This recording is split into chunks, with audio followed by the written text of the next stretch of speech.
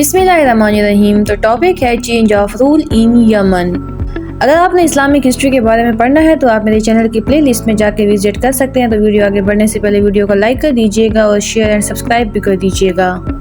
तो सबसे पहले हम देखते हैं अरब्स की लॉयल्टीज़ का। जैसे कि मैं आपको अपनी पिछली वीडियो में बता चुकी हूँ कि यमन में अब्बासिनियंस की हुकूमत थी, अब्बासिनियंस का इन्फ्लुएंस था। तो लोग, क्योंकि क्रिश्चियंस, ज्यूज़, जितने भी यमन के लोग थे वो अब्बासिनियंस से बहुत तंग थे। तो जो वहाँ पर यमन में क्रिश्चियन मौजूद थे उनकी जितनी भी उम्मीदें थी वो रोमन एम्पायर, बाज़ेंटाइन एम्पायर से वाबस्ता थी। इसीलिए क्योंकि क्रिश्चियंस में सेंस ऑफ बिलोंगिंग पाई जाती थी, क्योंकि रोमन एम्पायर का रिलीजन भी क्रिश्चियनिटी था।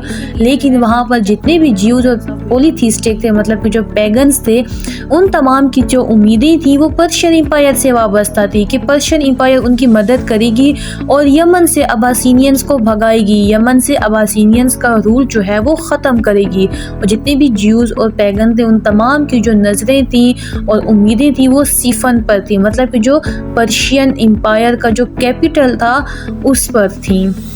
Persian support for Saif. जैसे कि मैं आपको अपनी पिछली वीडियो में इस सैफ नामी शख्स के बारे में बता चुकी हूँ कि ये कितना जो है फेमस और इन्फ्लुएंशियल पर्सनैलिटी है जिसने यमन का रूल चेंज करने में लोगों की मदद की है।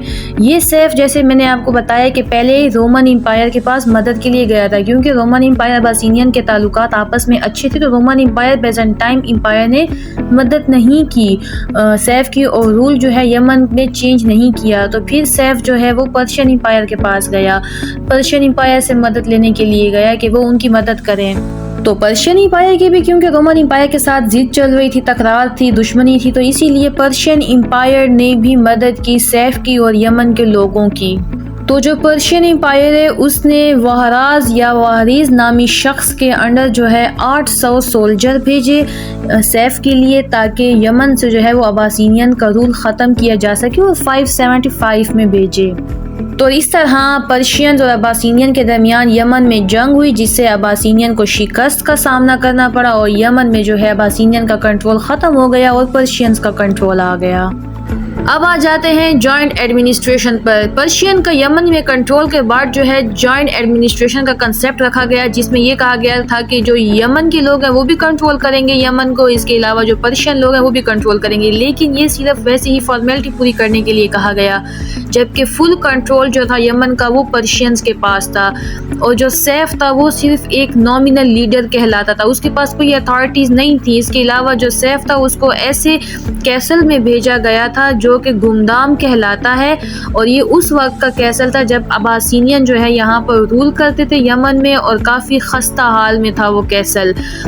तो पर्शियन के यमन में कंट्रोल के बाद जो ये सैफ है सिर्फ बराए नाम लीडर रह गया था, सिर्फ बराए नाम रूलर रह गया था। जितना भी कंट्रोल था सब पर्शियन करते थे, जितने भी वहाँ पर पोस्ट थे सब पर्शियंस ने होल्ड किए हुए थे, जितने भी वहाँ पर पोर्ट्स थी, ट्रेडिंग थे, सब कुछ हर चीज़ में पर्शियंस का रोल था। तो इस तरह लोगों ने इस चीज़ को महसूस किया कि वो आज़ाद नहीं हुए। पहले अब्बासिनियन ने उनके ऊपर हुकूमत की है, उसके बाद पर्शियंस ने की है, वो आज़ाद खुद को तसव्वुर नहीं कर रहे थे। New masters.